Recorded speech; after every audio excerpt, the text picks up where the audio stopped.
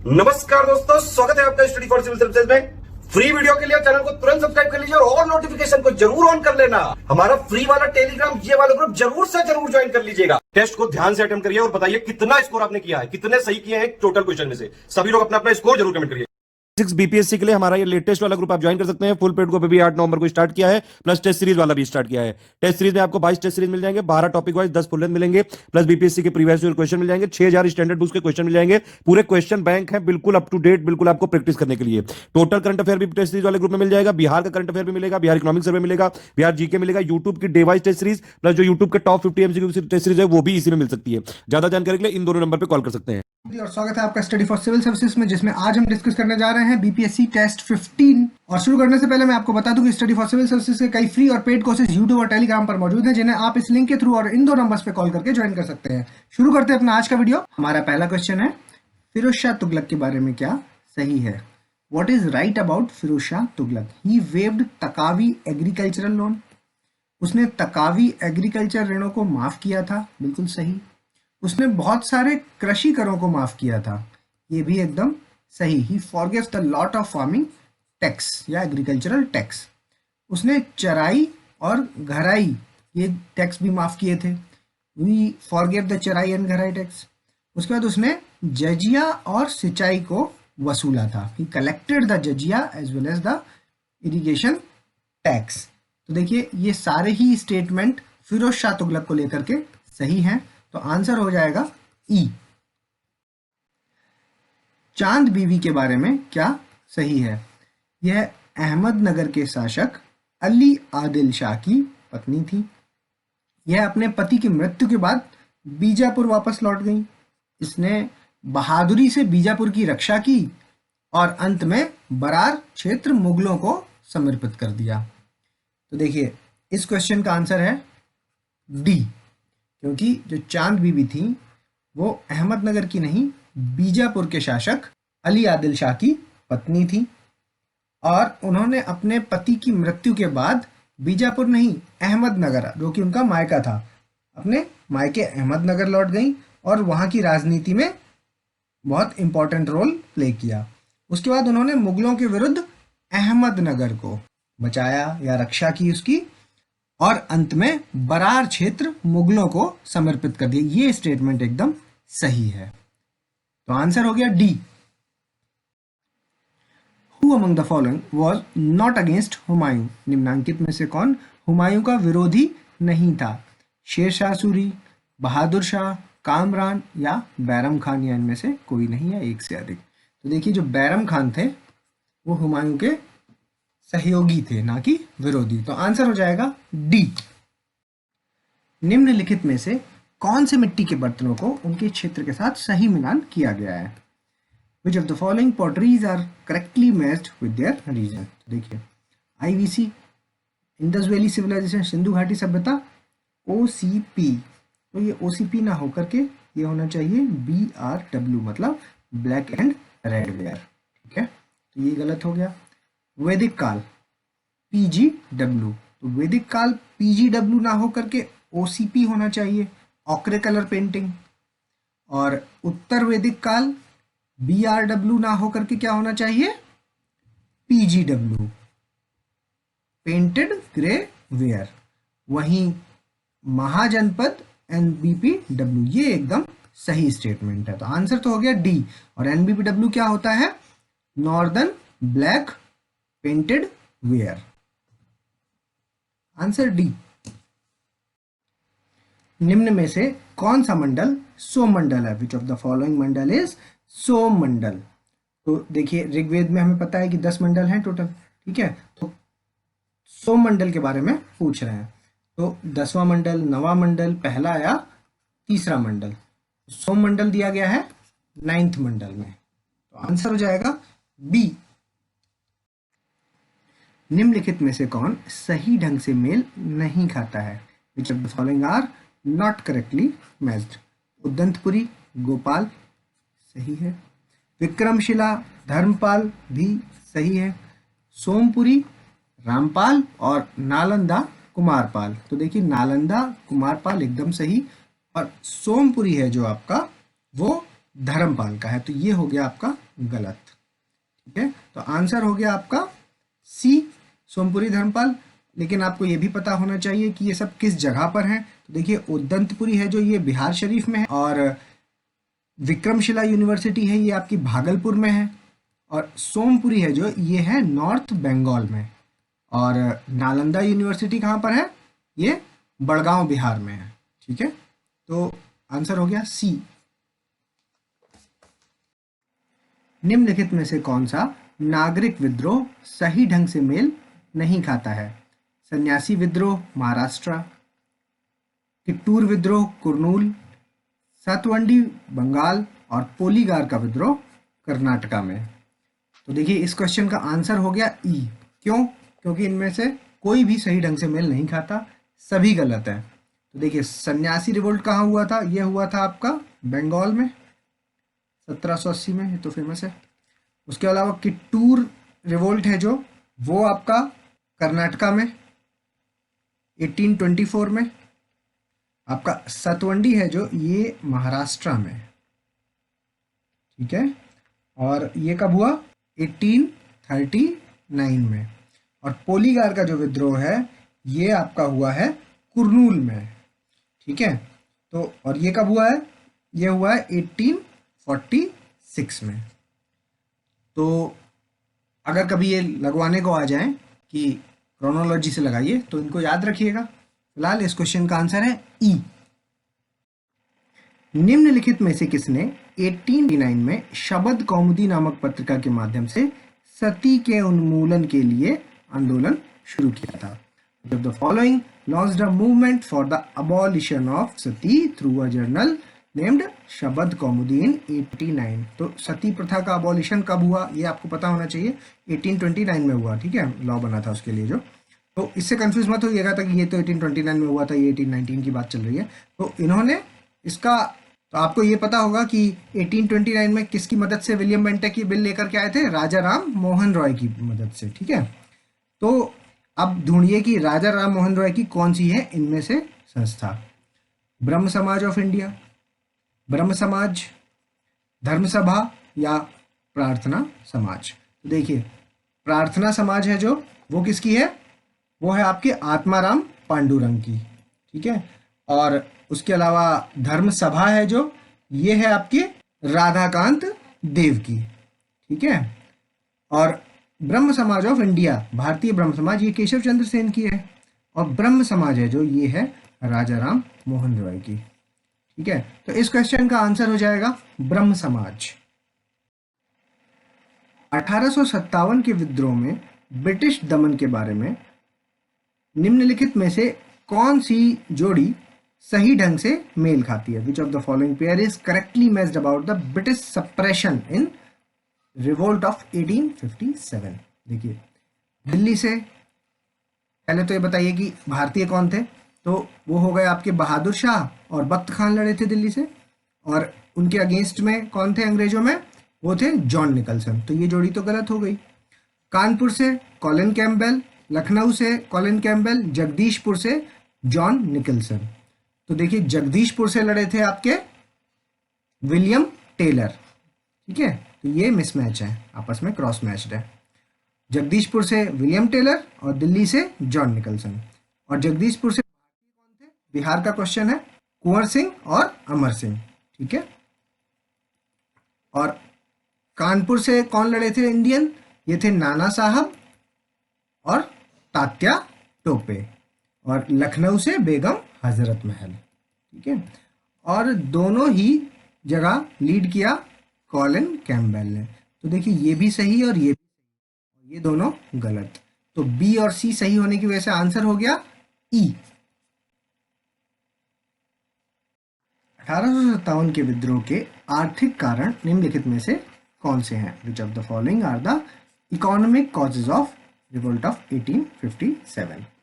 विधवा पुनर्विवाह का विधान, लेजिस्लेशन ऑफ विडो रीमैरिज, भारतीय सैनिकों के साथ भेदभाव, discrimination with Indian soldiers, Awadh का सन्निवेश, एनेक्सेशन ऑफ अवध, भारी करादान, हैवी टैक्सेशन। तो देखिए, विधवा पुनर्विवाह, ये सारे ही कारण है वैसे तो, लेकिन यहाँ पर पूछा है आर्थिक कारण। तो विधवा पुनर्विवाह आपका सोशल कॉज है। ठीक है। और भारतीय नागरिकों के साथ सैनिकों के साथ जो भेदभाव हुआ वो आपका मिलिट्री कॉज कह सकते हैं आप इसको, है ना, या पॉलिटिकल कह लीजिए। अवध का जो एनेक्सेशन हुआ ये भी एक पॉलिटिकल कॉज है। और ये जो भारी कराधान था, हैवी टैक्सेशन, ये एक इकोनॉमिक कॉज है। तो आंसर हो जाएगा डी। टेक्टोनिक द्वीप निम्नलिखित में से कौन से हैं? Which of the following are tectonic island? ये तो हमें पता है ना कि आइलैंड्स कितने टाइप के होते हैं। एक टेक्टोनिक होता है, एक वोल्केनिक होता है, एक इरोजनल होता है, डिपोजिशनल होता है, कोरल आइलैंड्स होते हैं, है ना। तो ये 5-6 तरह के होते हैं।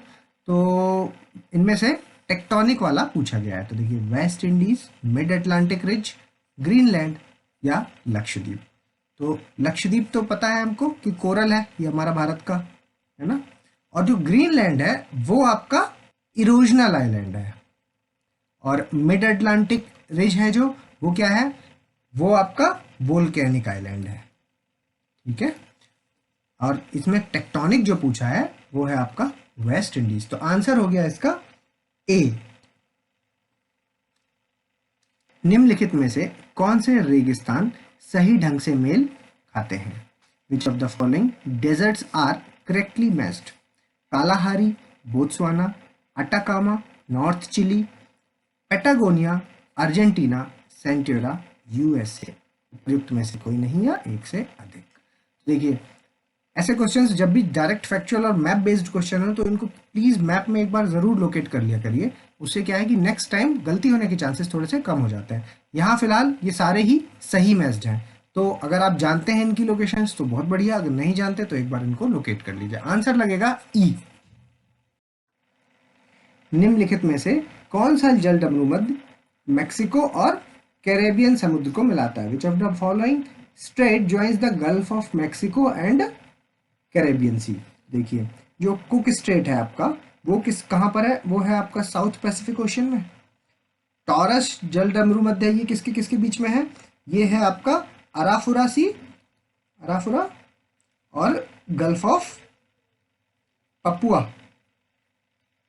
उसके अलावा ये जो सुंडा स्ट्रेट है ये है आपका जावा सी और इंडियन ओशन में, है ना, जावा सी और इंडियन ओशन के बीच में। युकातन स्ट्रेट है जो, वो है जो मैक्सिको को कैरेबियन आइलैंड से मिलाता है। तो आंसर हो जाएगा सी। निम्नलिखित में से कौन सी दुनिया की सबसे ऊंची झील है ना? झील से एक सवाल है। Which of the following is the highest lake of the world?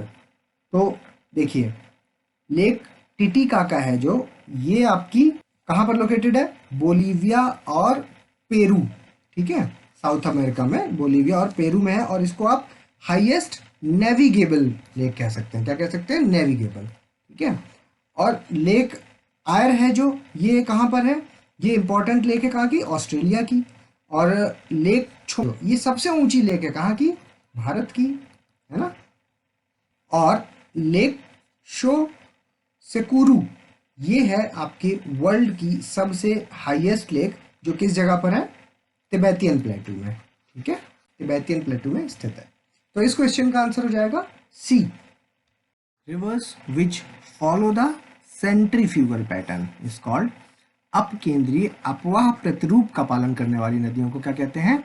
Radial pattern, trellis pattern, dendritic pattern या एन्युलर पैटर्न? तो देखिए, इस तरह की जो सेंट्रीफ्यूगल पैटर्न को फॉलो करती हैं नदियां, इनको कहते हैं रेडियल पैटर्न। आंसर ए। सेंट्रीफ्यूगल पैटर्न क्या होता है? ये ऊपर का एक उठा हुआ पठार। इसका एग्जाम्पल से आप समझिए, इसका एग्जाम्पल होगा आपका अमरकंटक, ठीक है, जिसमें एक तरफ ये इधर से निकल रही है ना, ये हाई प्लेट्यू, रेज्ड प्लेट्यू है, और इधर से कोई नदी निकल रही है, एक इधर को निकल रही है, सोन अलग जा रही है ना, तो नर्मदा अलग अलग डायरेक्शन में जा रही है। तो ये होता है आपका radial pattern. Answer A. The salinity of a sea in a descending order? अवरोही क्रम में समुद्र की लवणता की व्यवस्था करें। देखिए, sodium chloride, potassium sulphate, calcium carbonate या मैग्नीशियम सल्फेट। तो देखिए, एक ऑर्डर है, इसको याद रखिएगा। सबसे ज़्यादा सोडियम क्लोराइड, ठीक है, इसका है 77.8%। उसके बाद आता है मैग्नीशियम क्लोराइड, ये है आपका 10.9%। इसके अलावा एक होता है मैग्नीशियम सल्फेट, ठीक है, वो होता है 4.7%। और उसके अलावा कैल्शियम सल्फेट ये होता है 3.6%। फिर पोटेशियम सल्फेट ये होता है आपका 2.5%। और फिर कैल्शियम कार्बोनेट ये होता है आपका 0.3%। और लास्ट में मैग्नीशियम ब्रोमाइड ये होता है 0.2%। तो ये एक सीक्वेंस है जिसको आपको एटलीस्ट ऊपर के 4 जरूर याद कर लीजिएगा ताकि सीक्वेंस फॉलो हो जाए। इस क्वेश्चन की अगर बात करें तो आंसर हो जाएगा बी 1423। कोरल ब्लीचिंग का मुख्य कारण है, main causative reason for coral bleaching वैश्विक तापमान है, सौर विकिरण सोलर रेडिएशन ये भी है, प्रकाश संश्लेषण की कमी मोस्ट इंपॉर्टेंट रीजन है ये, और समुद्र की सतह का तापमान ये भी है। तो आंसर हो जाएगा ई। और क्या होता है कोरल ब्लीचिंग? जब प्रकाश संश्लेषण की कमी के कारण एल्गी डीके होने लगती है, कोरल्स डीके होने लगते हैं और एल्गी सफ़ेद हो जाती है जब, बेसिकली है ना, वाइटनिंग ऑफ एल्गी, ठीक है, इसे कोरल ब्लीचिंग कहते हैं। तो इस क्वेश्चन का आंसर हो जाएगा E. Average height of troposphere over the equator. देखिए ट्रोपोस्फियर की जो हाइट है वो आपके ओवर द इक्वेटर कितनी होती है और ओवर द पोल्स कितनी होती है ये आपको पता होना चाहिए।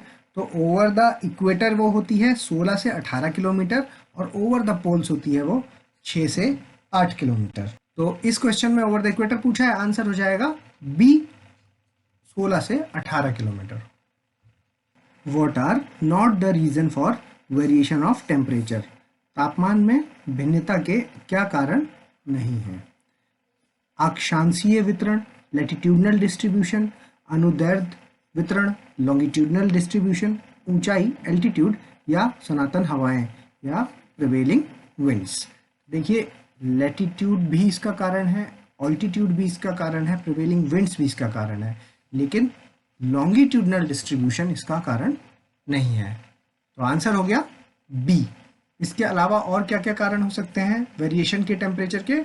Latitude, altitude, nature of land and water, ठीक है। उसके अलावा आपके ओशियन करेंट्स, उसके अलावा प्रिवेलिंग विंड्स। ये जो 3 इसमें दिए हुए हैं, बचे हुए 2 ये और हैं, इन्हें भी याद रखिएगा। ध्रुवों की ओर तापमान के घटने की दर को निम्न में से किस रूप से जाना जाता है? Rate of decrease of temperature towards the poles is known as temperature gradient, isotherm, समताप रेखा, स्थिर तापमान टेम्परेचर कांस्टेंट, या तापमान में बदलाव टेम्परेचर चेंज। देखिए दर की बात चल रही है यहाँ पर, रेट की बात चल रही है कि किस दर से टेम्परेचर घट रहा है जब हम इक्वेटर से पोल की ओर जाते हैं, तो उसको क्या कहते हैं? Temperature gradient.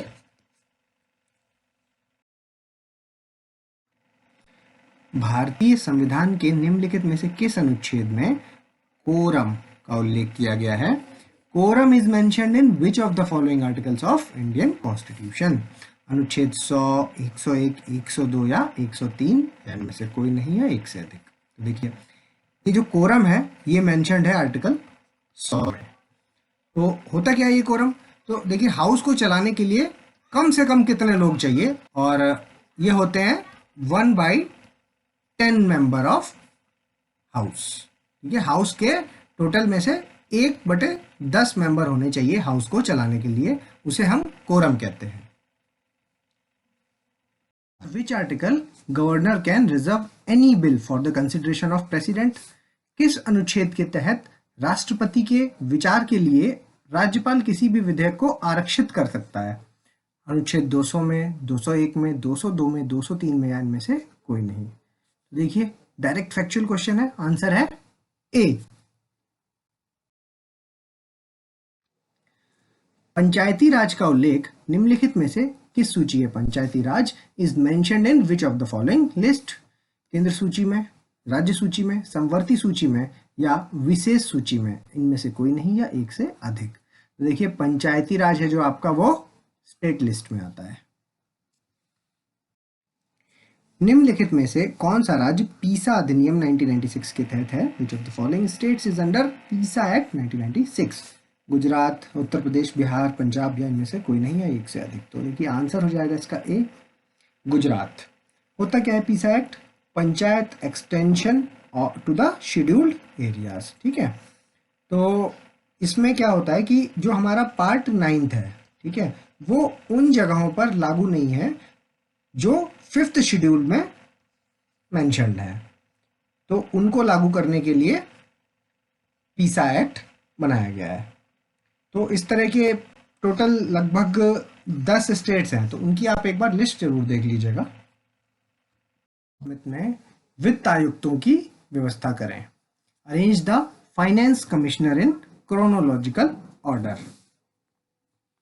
देखिए केसी नियोगी, सी रंगराजन, एन के सिंह या वाई बी रेड्डी। देखिए केसी नियोगी और एन के सिंह का तो कार्यकाल अपने को पता है, ये हमारे पहले वित्त आयुक्त थे। तो इनका टाइम पीरियड तो 1952 से 1957 में इनका इम्प्लीमेंट, मतलब रिपोर्ट का जो इम्प्लीमेंटेशन ईयर था वो ये था। और एन के सिंह की रिपोर्ट का क्या है, ये अभी 2020 से 2025 रहेगा, है ना। और वाई वी रेड्डी इनसे जस्ट पहले वाले थे, 2015 से 2020। और सी रंगराजन का टाइम पीरियड है 2005 से 2010। तो अगर इनको अरेंज करेंगे तो 1 2 4 3, answer is B. The following committee is related to center state relations. निम्नलिखित में से कौन सी समिति केंद्र राज्य संबंधों से संबंधित है? Gadgil committee, Singhvi committee, Thongon committee या राजमन्नार कमेटी। देखिए जो गडगिल कमेटी है, सिंघवी कमेटी है और पीके थंगन की जो कमेटी है, ये आपके पंचायती राज इंस्टीट्यूशन से रिलेटेड है। और राजमन्नार कमेटी है जो वो सेंटर स्टेट रिलेशन से रिलेटेड है। तो आंसर हो जाएगा D. of the following classical language first included in the list? निम्नलिखित में से कौन सी शास्त्रीय भाषा को पहले सूची में शामिल किया गया? संस्कृत, तमिल, तेलुगु, उड़िया, इनमें से कोई नहीं है, एक से अधिक। तो देखिए संस्कृत है जो वो शामिल हुई थी 2005 में, तेलुगु शामिल हुई थी 2008 में, और उड़िया रिसेंटली शामिल हुई है 2014 में, और सबसे पहले शामिल हुई थी तमिल 2004 में। तो इस क्वेश्चन का आंसर हो जाएगा बी, तमिल। निम्नलिखित में से कौन सही ढंग से मेल खाता है? Which of the following is correctly match? Kothari आयोग शिक्षा से रिलेटेड है, नानावती आयोग सिख विरोधी दंगों से रिलेटेड है, श्री कृष्णा आयोग बॉम्बे सांप्रदायिक दंगों से रिलेटेड है, या रंगनाथ मिश्रा आयोग धार्मिक और भाषाई अल्पसंख्यकों से के लिए राष्ट्रीय आयोग है। इनमें से कोई नहीं, एक से अधिक। तो इस क्वेश्चन का आंसर हो जाएगा ई, क्योंकि ये सभी करेक्टली मैच्ड है। निम्नलिखित में से कौन सा संवैधानिक संशोधन अधिनियम आधिकारिक भाषा से संबंधित है? Which of the following constitutional amendment act is related to official language? 71st constitutional amendment act, 92nd constitutional amendment act, 96th constitutional amendment act, या 100वां कॉन्स्टिट्यूशनल अमेंडमेंट एक्ट? देखिए 100वां तो हमें पता है कि एलबीए है, मोस्टली रिसेंट वाला है ना, land boundary agreement with Bangladesh. और 71st है जो वो है आपका जब मणिपुरी, कोंकणी और नेपाली भाषाएं 8th शेड्यूल में ऐड हुई थी। और 92nd है जो उसमें क्या हुआ था कि बोडो, डोगरी, मैथिली और संथाली, ये 4 भाषाएं इसमें ऐड हुई थी। और 96th में उड़िया भाषा को ओडिया कहा गया था, तो इसमें भी 8th शेड्यूल में चेंज हुआ था। तो इस क्वेश्चन का आंसर हो जाएगा E. Of state election commissioner by governor is provided in which of the following part of Indian constitution? राज्यपाल द्वारा राज्य चुनाव आयुक्त की नियुक्ति भारतीय संविधान के निम्नलिखित में से किस भाग में प्रदान की जाती है? भाग 9th, भाग 9th ए, भाग 14A या भाग 15, इनमें से कोई नहीं या एक से अधिक। तो देखिए आर्टिकल 243 के तहत ये पार्ट 9th में दिया गया है, तो आंसर हो जाएगा ए। निम्नलिखित कृषि उत्पादन बोर्ड को मिलान करें।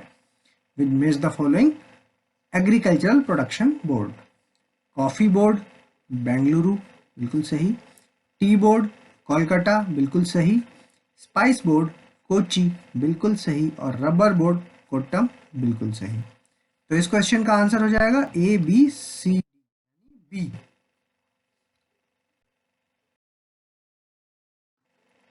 भारत में पहली बार चकबंदी लागू की गई। बड़ौदा 1920 में, मद्रास 1920 में, अमृतसर 1820 में या लखनऊ 1820 या इनमें से कोई नहीं या एक से अधिक। फॉर द फर्स्ट टाइम चकबंदी was implemented in India in Baroda 1920। Answer is a. चौथी पंचवर्षीय योजना का मुख्य उद्देश्य क्या था? What was the main objective of fourth 5-year plan?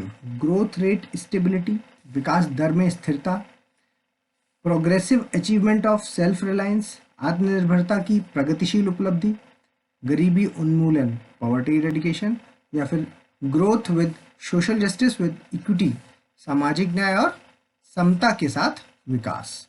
इनमें से कोई नहीं या एक से अधिक। तो देखिए इस क्वेश्चन का आंसर हो जाएगा ई, क्योंकि फोर्थ 5-year प्लान में विकास दर में स्थिरता और progressive achievement of self reliance मतलब आत्मनिर्भरता की प्रगतिशील उपलब्धि, ये दोनों ही फोर्थ 5-year प्लान के ऑब्जेक्टिव हैं। और जो आपका गरीबी उन्मूलन है वो है फिफ्थ 5-year का ऑब्जेक्टिव, और ये सामाजिक न्याय और समता के साथ विकास ये है 9th। और इनके ईयर क्या क्या है?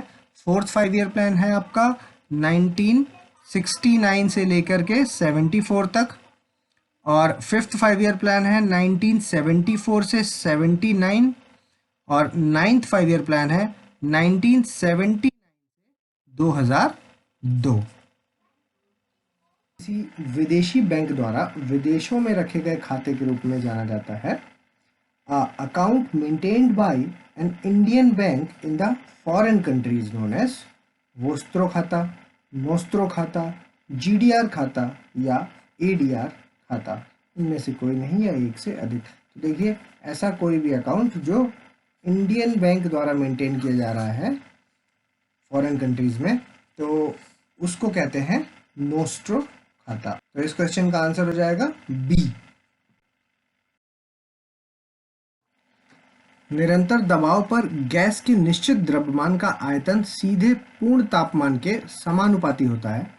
At constant pressure, the volume of definite mass of a gas is directly proportional to absolute temperature is Boyle's का नियम, चार्ल्स का नियम, गेल-लुसेक का नियम या अवागाड्रो गैस का नियम, या इनमें से कोई नहीं या एक से अधिक। देखिए ये है चार्ल्स का नियम, तो आंसर हो जाएगा बी। प्रयोगशाला में तैयार पहला कार्बनिक यौगिक है।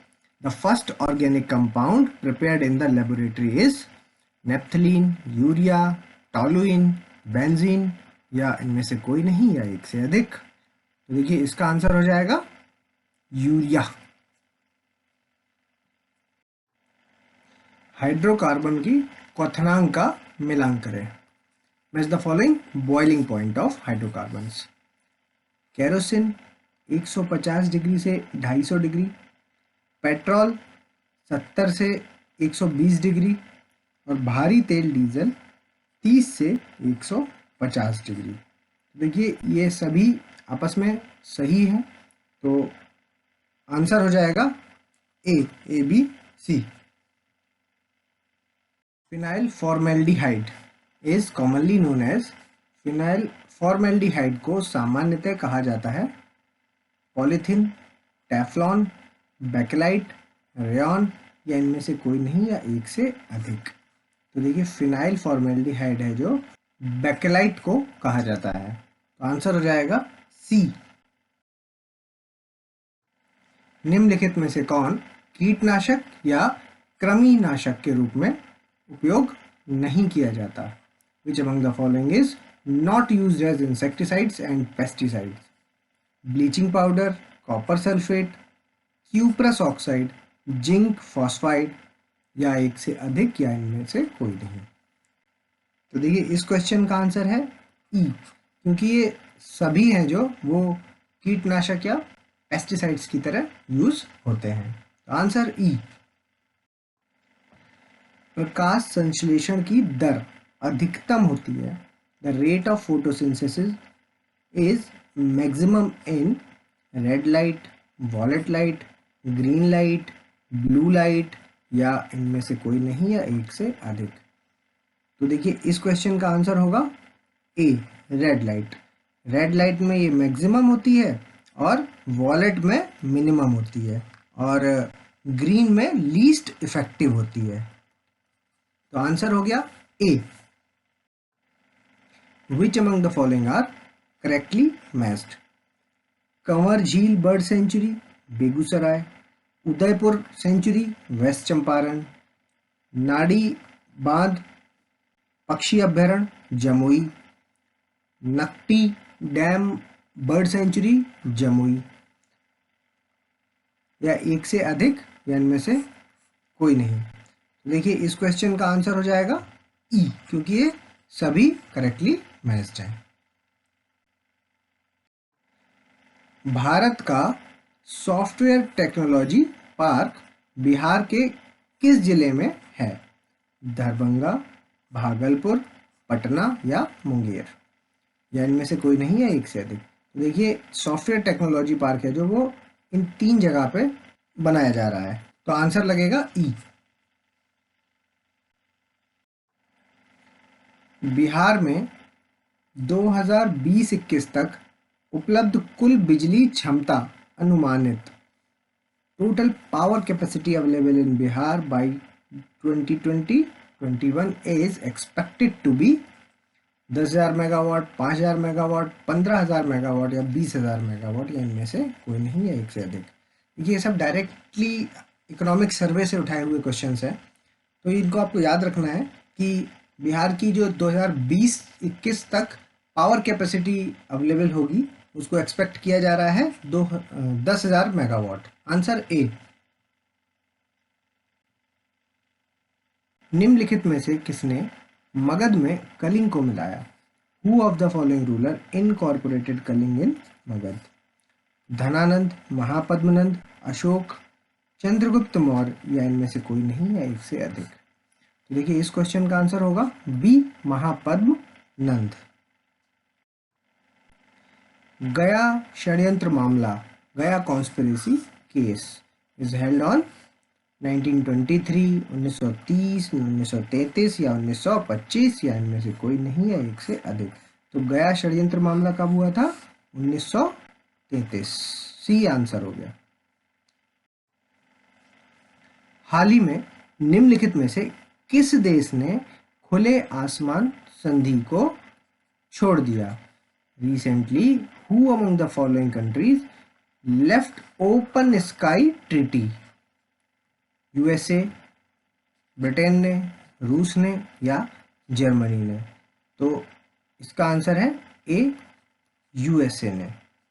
2002 में ये ओपन स्काई ट्रीटी है जो स्टार्ट हुई थी, और इसमें क्या सभी सदस्य अपने क्षेत्रों में हथियार रहित हवाई निगरानी उड़ाने की अनुमति देते हैं।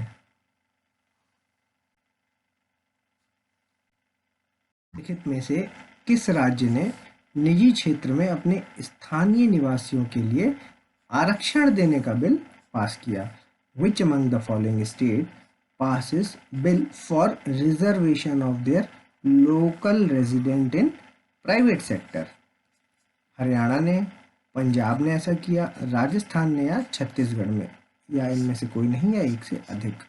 देखिए ऐसा बिल जिसमें 75% रिजर्वेशन दिया जा रहा है अपने लोकल रेजिडेंट को, और उनके लिए एक कंडीशन है कि बस कि ये उन्हीं नौकरियों में मिलेगा जिसमें 50,000 से कम सैलरी होगी। तो इस क्वेश्चन का आंसर है हरियाणा। हाल ही में निम्नलिखित में से किसे चिकित्सा 2020 में नोबेल पुरस्कार के लिए सम्मानित किया गया? Recently, who among the following has been awarded for Nobel Prize in Medicine 2020? Harvey J Alter, Michael Houghton, या चार्ल्स एम राइज, या विलियम जी किलिन, या इनमें से कोई नहीं, या एक से अधिक? तो देखिए, नोबेल प्राइज जो मेडिसिन का मिला है अभी, वो किसको मिला है? हार्वी जे अल्टर को, मिशेल हॉटन को और चार्ल्स एम राइज, इन तीनों को मिला है, और ये 2019 वाले हैं। तो इस क्वेश्चन का आंसर हो जाएगा ई। इसरो ने अपने वीनस मिशन को कब शुरू करने की घोषणा की है? When will the ISRO announced launch of its Venus mission? 2022 में, 2025 में, 2030 में या 2021 में? इनमें से कोई नहीं है, एक से अधिक। तो देखिए, ये है जो फ्रांस की मदद से किया जा रहा है और इसका नाम है वायरल, और ये वीनस मिशन है जो ये 2025 में शुरू किया जाएगा। तो आंसर हो गया बी। अटल सुरंग में स्थित है। अटल सुरंग is located in Himachal Pradesh में है, जम्मू कश्मीर में है, उत्तराखंड में है, सिक्किम में है, या इनमें से कोई नहीं, या एक से अधिक? तो इस क्वेश्चन का आंसर हो जाएगा हिमाचल प्रदेश ए। तो आपको ये बात याद रखनी है कि 10,000 फुट से अधिक ऊंचाई पर स्थित यह विश्व की सबसे लंबी सुरंग है। एक फैक्ट ये याद रखना है इसके बारे में। दूसरा, इससे मनाली और लेह की दूरी है जो वो 46 किलोमीटर है, जो वो कम हो जाएगी। दूसरा, ये हिमाचल प्रदेश के लेहुल स्पीति डिस्ट्रिक्ट में आता है, और पहले जो रोहतांग टनल था, रोहतांग टनल, उसका ही नाम 2019 में बदलकर अटल टनल कर दिया गया है। ठीक है,